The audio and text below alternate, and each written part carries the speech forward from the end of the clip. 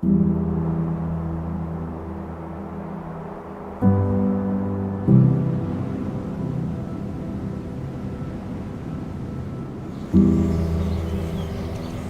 have been so many challenges that this business has faced. I didn't think we'll be here, quite frankly, 30 years later. When we started, I didn't think that one day that train is gonna run. There's a lot of challenges and stress. We nearly lost the company.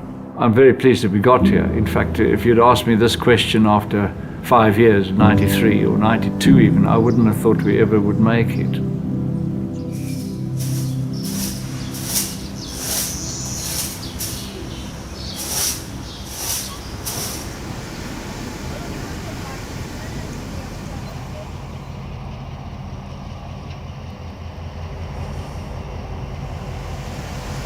It started way back in Witbank, 1986.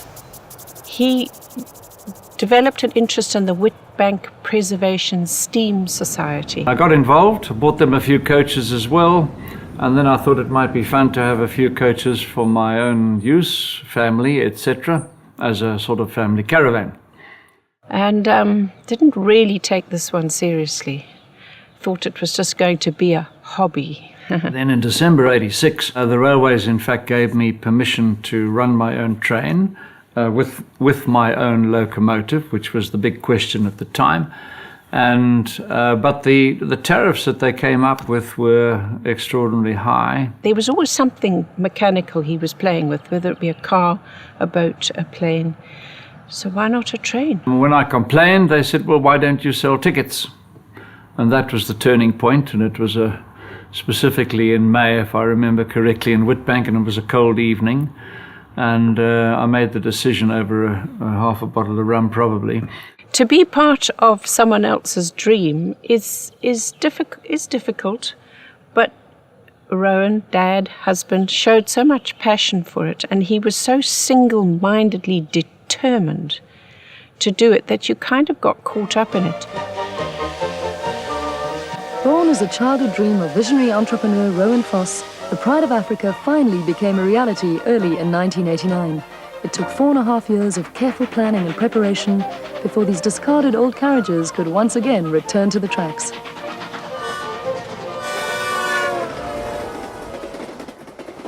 We met in a railway carriage, which was converted into a bar. So for the whole hour we spent, I had to listen to this man talking about this railway carriage. Didn't know where, or what, or when. I left thinking, that's a pie in the sky. When I started, it was just Joy. And the two of us, in fact, I employed Joy before we had a train, back in 1988. So he got up, he went to the bar, came back with a paper serviette, and I saw him writing, and I thought, strange. And he handed me the serviette and said, right, there's a contract. Now, please, will you go in on Monday and resign and be in Witbank on the 1st of May?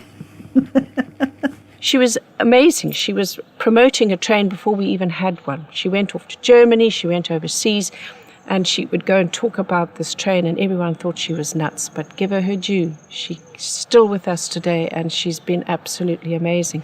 The night Rovos Rail officially launched, we had the who's who of the zoo on the train. It was the coldest night in 150 years in Pretoria. We had the mayor of Pretoria. We had the head of South African tourism. We had all the tour operators. We had press on board. Everything all very exciting, and everybody was having quite a lot to drink, and it was good fun. And then we got stuck. There was dew on the rails. She used so much energy to get to the top that she actually ran out of coal and water. So we had hose pipes filling up the water tank. We had people trying to help us with sand for the sand box.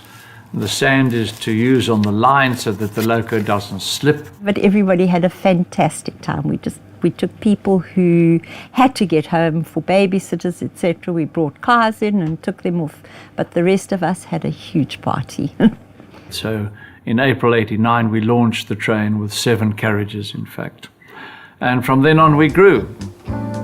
The train was renovated with meticulous care. The wagon lit or sleepers have been refurbished in the style of the period, but with an eye for modern comfort. The first couple of years was great fun, building and designing and developing. And even today, that's for me the most enjoyable part of the business, is going out there and solving some sort of technical and or design quandary. If you think of the coaches that he designed, the coaches we know and love today, those coaches were designed with his family in mind. He was thinking, how can my family be comfortable? How can I be comfortable? Hence the size of the cabins. We sort of put Dad on the floor and we drew a line and said, well, the bed needs to be this long. You know, why should it be any smaller? Why should it be cramped? And we enjoy a shower, ensuite, etc., etc. So it developed from what we found comfortable, and I suppose you could say it almost developed as a home from home, which is an ethos we've always tried to maintain, that it's not a commercial product, that the guests are not just numbers, but they're part of the family. He will tell us how he wanted them, the rooms, the size of the rooms, the showers. In fact, he's the man who orchestrates all these things. The screws in the bulkheads of the train, all of them are uniform. In other words, you don't find screws at diagonals or at odds with each other. It is a rule of Rovos Rail that the screws turned into the bulkheads must either be horizontal or vertical, but they must all be the same. Now that is a detail which very, very few people would ever notice. That is Rohan.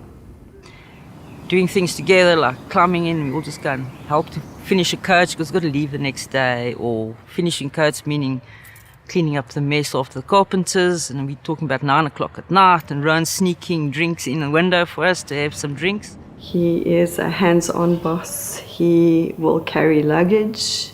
He will arrange someone's transfer.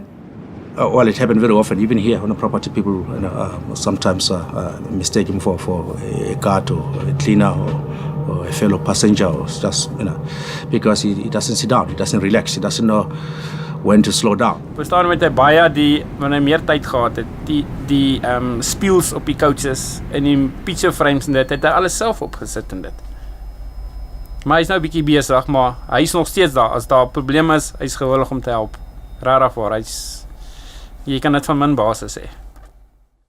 The thing is, I've seen something from my boss, his perseverance. Because I remember there was a time where we struggled to keep heads above the water. So I saw something in this man. It is an achievement that we saw around 25 years ago, 28 years ago. Things were tough. I grew from 7 to 14 carriages, and in the process proceeded to lose all the money that I might have had at the beginning. Even as kids, we realized something was happening. Our family home is in Cape Town, and I remember these strange people arriving over a weekend, and I found out later that it was the bank and they wanted to come and repossess the home. And the reason that one loses all this money is that running a schedule is a very expensive business. But as per usual, my dad made a plan and we got to keep our home. I had come up with an idea with an agent in England to run a trip from Cape Town to Victoria Falls. And that was very successful, luckily, because I was able then to take some money on the Monday into the bank and tell them just to leave us alone so that we could continue running. And we never looked back from then. And in fact, 4 months later, with the advent of our democratic elections, early 94, I bought 38 carriages from the railways. And the rest is history. We've been building ever since. Whether it be a romantic few days in either direction, between Pretoria and Cape Town, or Pretoria and Victoria Falls, the one consistent factor, the lodestone of travelling with Rovos Rail, is our commitment to providing world-beating, top-class service in luxury, once believed confined to only history books and romantic novels. We went on a very steep learning curve to achieve what we are achieving today from a decor and a service point of view.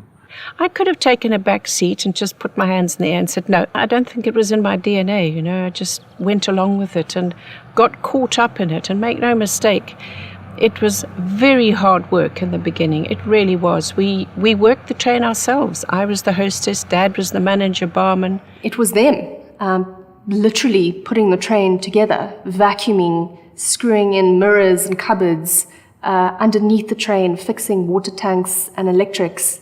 They weren't afraid to get dirty at all, and they're still not. There's a woman that I respect very much, Miss Vos, Anthea Vos. She had to leave her kids at Cape Town to come and help us finish the coach. Anthea has been a major contributor to Rovos Rail, unquestionably. She has brought her taste and her interest. She has been a tremendous support to Rohan. She's had a huge role in Rovos Rail. She's been the backbone. So she might not have been in the limelight, but she's definitely been behind the scenes in every aspect. And she's kind of just the mom to all of us, you know. She's my hero. She's been a great counterfoil to my gung-ho, you know, go ahead at all costs attitude. She's more conservative and probably stabilized my thinking a lot of the time. Yeah, the combination of the two of us, I think, is quite a force to be reckoned with now. 44 passengers followed the dream of Cecil John Rhodes. They travelled 6,000 kilometres from Dar es Salaam through Zambia and Zimbabwe to Cape Town. Not quite Cape to Cairo, but nevertheless a dream, until recently. Things would happen. In 1995, Rohan fell off the train. He was trying to take food to the locomotive drivers, and he knocked at their window. This is in darkness. Fortunately, we were still in South Africa. And as the chap opened the door of the window, he lost his balance and he fell off the locomotive. And he landed on his back, and he severely injured himself, severely injured his vertebrae. I suddenly became train manager, everything, because he was lying flat on his back in the compartment and couldn't move. And then on the return journey, there was a derailment up ahead of our train on the single-track railway in Zambia. And we had to spend 53 hours on the border between Zambia and Tanzania. And what was supposed to be a week on the train with Bianca and Tiffany landed up being 4 weeks. And that was quite something. And this for me was my biggest challenge, was to try and be in both places an equal amount of the time. When we were younger, it was very difficult for Mum and Dad to spend as much time with us as they could. They had to put bread and butter on the table, so they were off chasing this dream.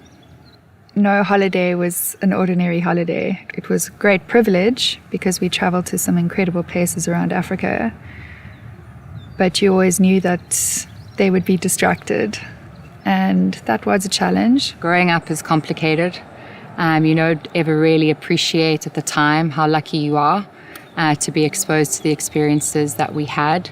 The way they speak of it, they only have the best memories. I wouldn't trade it for anything. Had the most incredible upbringing, seen so many different parts of the country and the continent. To be able to interact with guests in a way that was devoid of pretense or social standing or status was really, really fun for us. The guests really put their barriers down, and we got to know them in a way that was really genuine.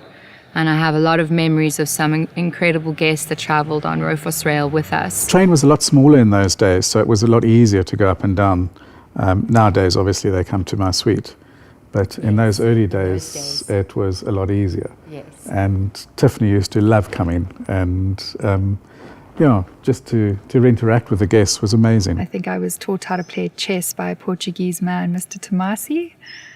And he gave me his electronic chess sets, and I thought this was the best thing ever. Knowing that Bianca shares similar experiences and has very similar memories is very special. We had Hazel Watson, the Australian, who became our pen pal, and Maria Flannery, I thought she was a Greek goddess. I've walked around following her everywhere. Other memories are having my first prawn cocktail, my first Dom Pedro, which Mom and Dad didn't know about. So yes, meeting people from around the world was incredible. It did make it challenging when going back to school and trying to tell your friends that you had a new mate from Australia who was 60 odd years old and you couldn't exactly invite them to your parties. Eternally grateful for all of those experiences.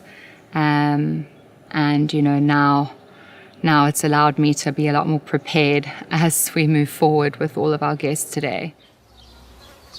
We've all gone up with the train and we're so part of the train, and we've seen it develop into, from a little thing like this to a humongous, beautiful, amazing thing that is right now. Rovos Rail has always felt like the fifth sibling, and it's always felt like the most demanding of us. Getting involved in a family business is always a difficult decision, if anyone's been in that position before.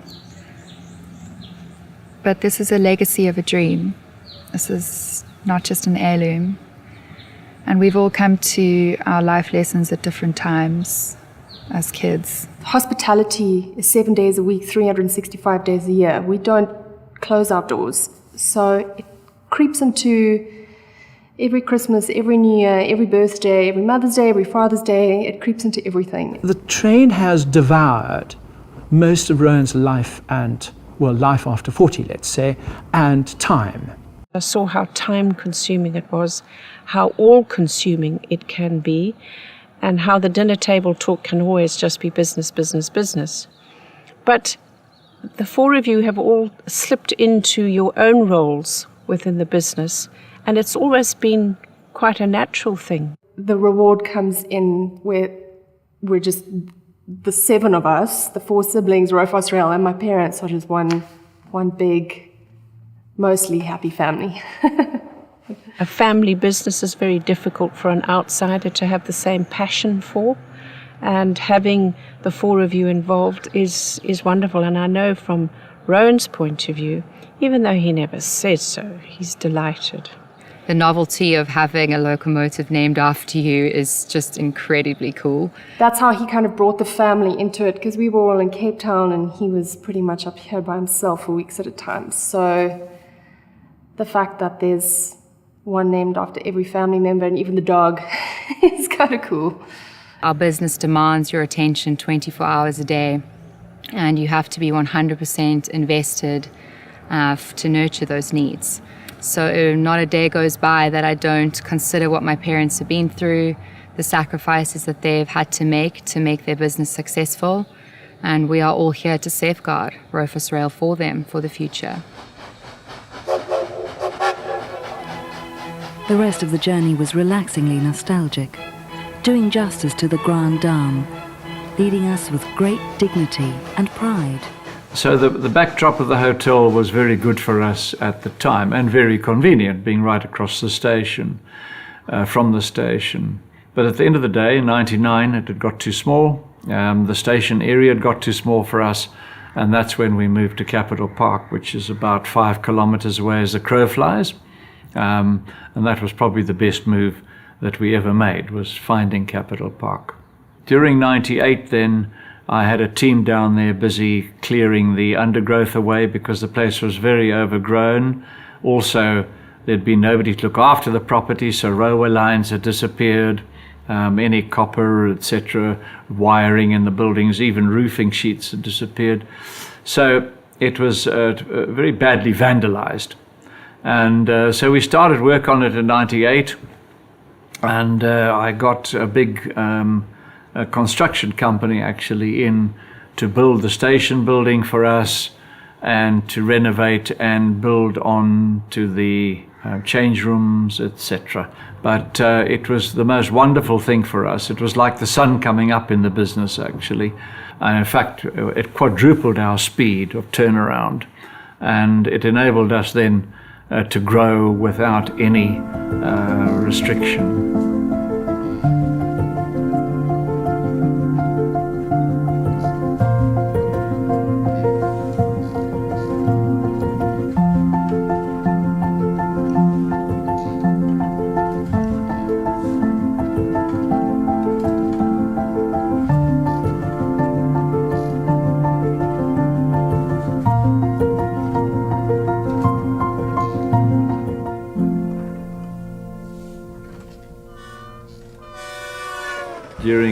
the early 2000s, we were putting quite a lot of guests into various hotels in Cape Town.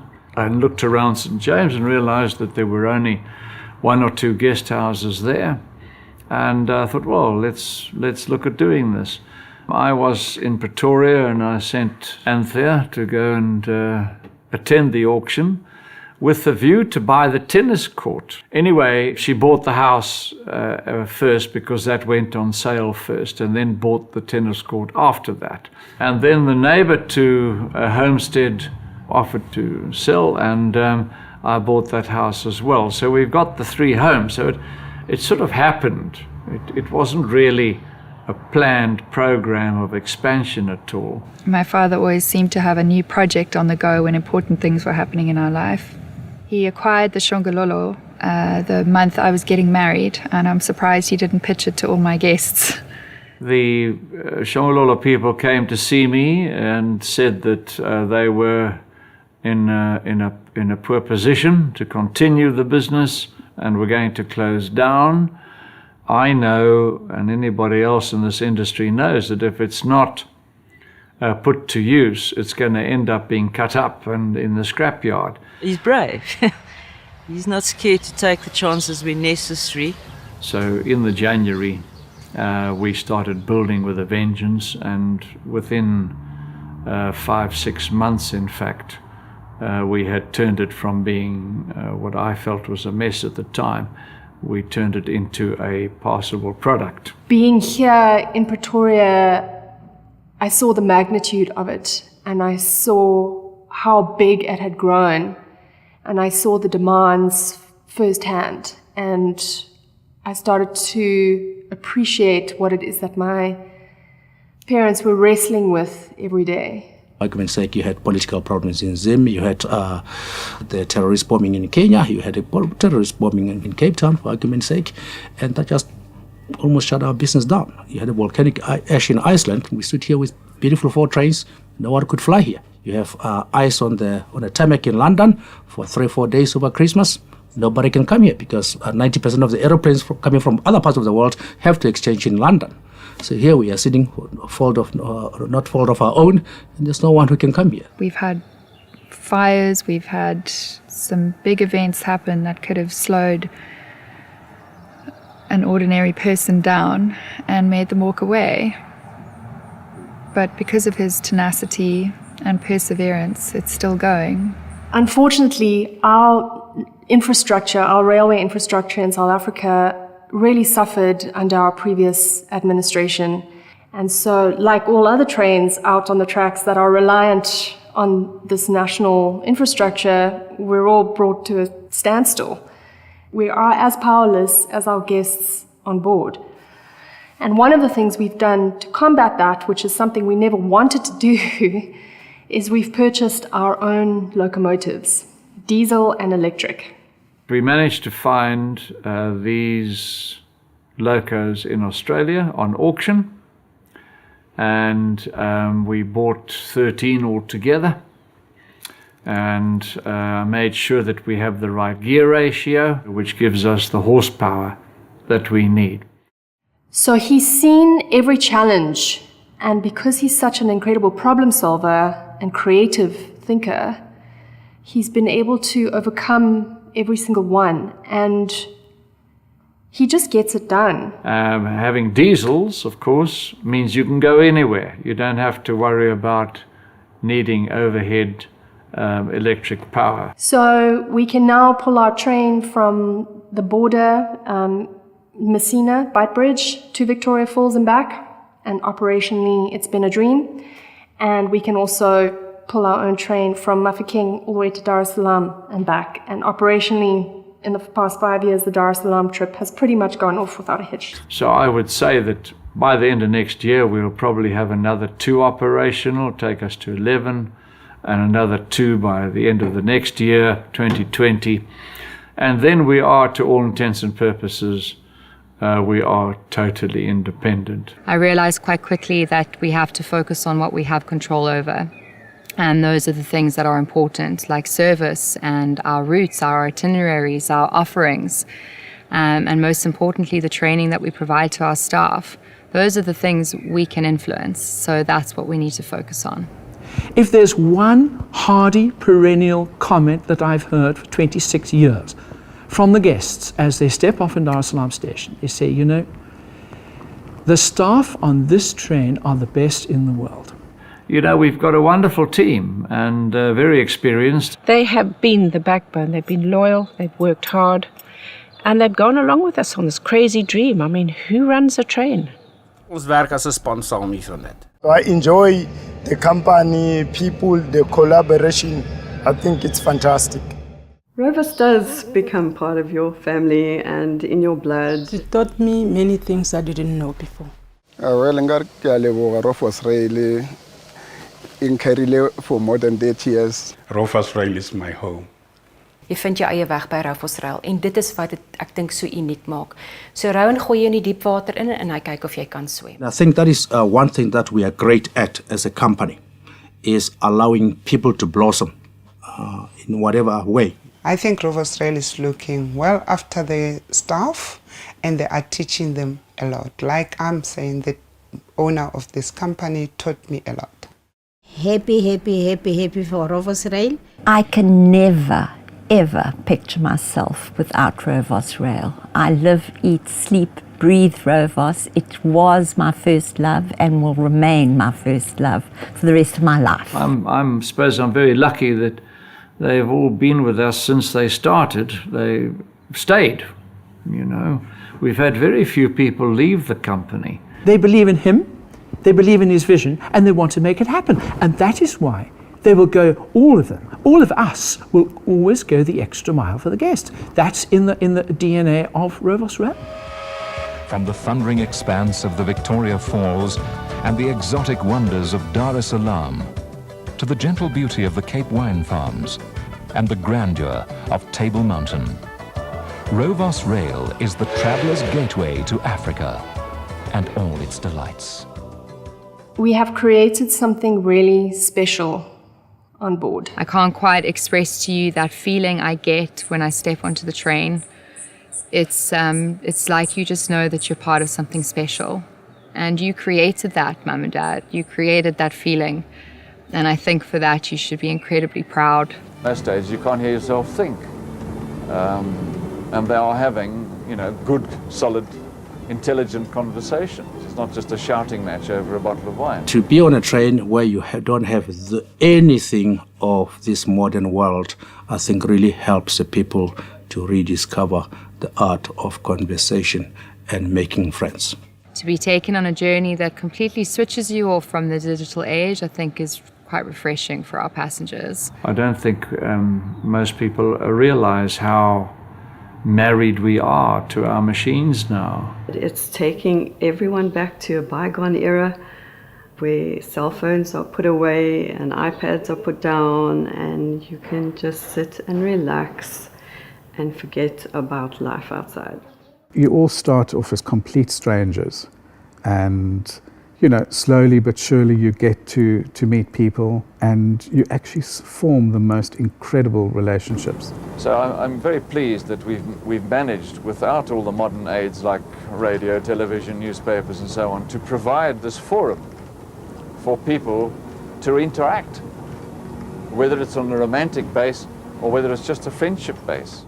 When you step aboard the train, you feel incredibly proud. It is so beautiful and it sweeps you off your feet and it stirs up all those good emotions. Yeah, you can't help but be passionate. From the top to the bottom, everybody is passionate about Rovos, whether you're Rohan Vos or whether you're a little host or hostessy on the train. Everybody lives, eats, sleeps, breathes Rovos because of the magnificent product and family behind it. And going forward, the new Tiffany's and Bianca's and Brenda's and even Anthea, I'm sure they'll just take the company and on the same vein as what Rohan's built it and, you know, put new ideas into it. What I have found so refreshing working with my dad is he is always looking for ways to improve. He never sits still with any idea, and he's always saying to me that you mustn't become complacent and you must always look ahead. We've watched you in awe, especially the last 10 years, at what you've gotten away with, what you've pulled off, what you've achieved. It's pretty incredible, and I feel like Rovos Rail is a South African success story, and it's because of you. Your perseverance, your relentless pace, your ambition. It's pretty awesome. It is an honor and a privilege to be next to you in your business and to work by your side. The things that I've learned from you over my life are things I'm really grateful for. But now getting to work alongside you is truly inspirational. You've got something which has kept us going and kept us around, and it's just amazingly beautiful, and I'm so proud of you, and thumbs up to you. And as Helen Keller said, life is either a daring adventure or nothing at all. I suppose I'm an opportunist. At the same time, I relish a challenge. I do work, I think, naturally hard. I want to be busy. I like being busy. Combine that with enjoying a challenge and also being a little bit fearless, I suppose, or otherwise stubborn and stupid, one of the two. I suppose that attitude took me all the way through. His tenacity, his loyalty, his fierceness, he just hasn't given up, and it's something to be admired. And for that, I can only thank him. You know, through his very, very hard work, we've had the most interesting and exciting 30 years. There's never a dull moment. So thank you, Rohan. He always kept the dream alive. He never lost hope. And I think Rohan's motto is that of Winston Churchill's. Never give up. Never, ever give up.